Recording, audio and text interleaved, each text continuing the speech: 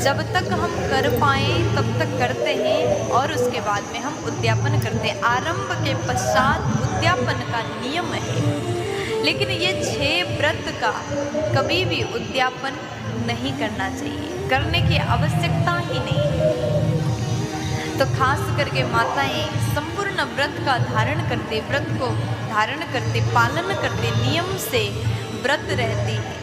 तो खास करके माताएं इन बातों को अवश्य ध्यान से सुनिएगा।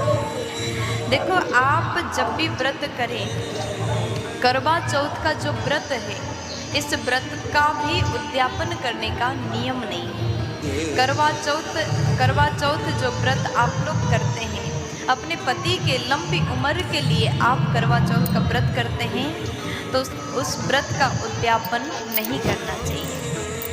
फिर उसके बाद में दूसरे नंबर में नवरात्रि के व्रत। आप 9 दिन माता रानी का पूजन करते हैं, बढ़िया सुंदर सेवा करते हैं। नवरात्रि के व्रत करने वाले भी उस व्रत का उद्यापन ना करें। तीसरे नंबर में कहा गया रामनवमी। अगर आप भगवान श्री राम जी के पावन जन्मोत्सव का, प्राकट्य उत्सव का, रामनवमी का व्रत करते हैं, तो रामनवमी के व्रत का भी उद्यापन नहीं करना चाहिए। चौथे नंबर में कहा गया कृष्ण अष्टमी का व्रत। आप भगवान श्री कृष्ण जी के पावन जन्मोत्सव पर व्रत रहते हैं, बड़े प्रेम से भगवान कृष्ण जी का स्नान कराते हैं, श्रृंगार करते हैं, पूजन करते हैं, और आप व्रत रह कर के बढ़िया उपासना आराधना करते हैं, तो कृष्ण अष्टमी के व्रत का भी उद्यापन नहीं करना चाहिए। अभी हमने आपको 4 व्रत बताया। 5वें नंबर में दुर्गा अष्टमी का व्रत का भी उद्यापन नहीं करना चाहिए। और 6ठे नंबर में कहा गया शिव महारात्रि का। अगर आप व्रत करते हैं, हर साल आप व्रत रह कर के भगवान श्री भोलेनाथ का आराधना करते हैं, शिव महारात्रि के व्रत का भी उद्यापन नहीं करना चाहिए। आपके मन में सवाल उठ रहा होगा, जो भी हम व्रत करते हैं आरंभ के पश्चात उद्यापन का नियम है, लेकिन इन 6 व्रत में उद्यापन क्यों नहीं करना चाहिए? क्योंकि ये जो 6 व्रत है हम लोग करते हैं, भगवान की उपासना आराधना करते हैं, भगवान की सेवा करते हैं, इन व्रतों का उद्यापन इसलिए नहीं किया जा सकता क्योंकि ये व्रत त्योहारों से जुड़ा हुआ है। हमारे यहाँ ये जो हमने अभी अभी बताया 6 व्रत जो बताए, त्योहार से जुड़ा हुआ है। सनातन धर्म में भगवान के जन्मोत्सव को हम लोग बड़े ही धूमधाम से मनाते हैं। श्री राम नवमी, श्री कृष्ण अष्टमी को बड़े धूमधाम से हम अपने घर में भगवान के अवतार उत्सव मनाते हैं, तो इसका उद्यापन नहीं करना चाहिए। और राम नवमी भी त्यौहार है, नवरात्रा भी त्यौहार है, महाशिवरात्रि भी त्यौहार है, करवा चौथ भी त्यौहार है, इसलिए इस व्रत का उद्यापन का विधि नहीं है। और वैसे अगर आप कोई दूसरा व्रत रखते हैं, शुक्रवार का व्रत आप करते हैं, तो उद्यापन करिए जब तक आप कर पाएँ।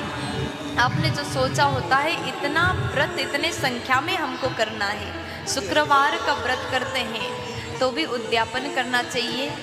मंगलवार का व्रत अगर आप रखते हैं तो भी उद्यापन करना चाहिए। अगर आपने वैभव लक्ष्मी का व्रत किया, आप कितनी संख्या में कर पा रहे हैं, 11, 21, 51, जितना भी आपने किया, करने के बाद वैभव लक्ष्मी का व्रत का भी उद्यापन का नियम है।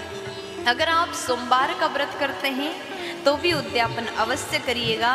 एकादशी के व्रत अगर आपने रखा है बहुत ज़्यादा संख्या में, कुछ लोग तो वर्षों तक 11 वर्ष 12 वर्षों तक एकादशी का व्रत करते हैं, और आपको लगा कि अब हम इस व्रत को उद्यापन करना चाहते हैं, तो आप बड़े अच्छे तरीके से एकादशी का भी उद्यापन कर सकते हैं।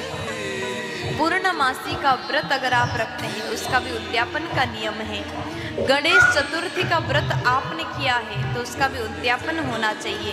प्रदोष का व्रत आप रखते हैं तो उसका भी उद्यापन अवश्य करना चाहिए। देखो, उद्यापन अगर आप करना चाहते हैं तो आप में जो क्षमता है उसी हिसाब से करिए।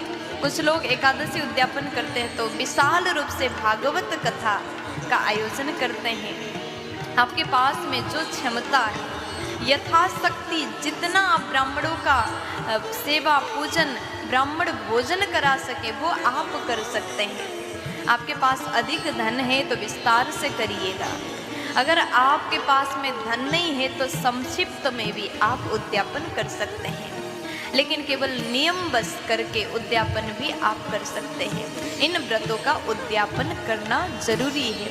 विशेष करके कौन से वो 6 व्रत है जिनका उद्यापन कभी भी नहीं करना चाहिए। फिर एक बार आपको बता दूं, करवा चौथ, रामनवमी, कृष्ण अष्टमी, नवरात्रा, दुर्गा अष्टमी और महाशिवरात्रि, ये 6 व्रतों का आप उद्यापन नहीं कर सकते। प्यार से बोल दीजिए ना।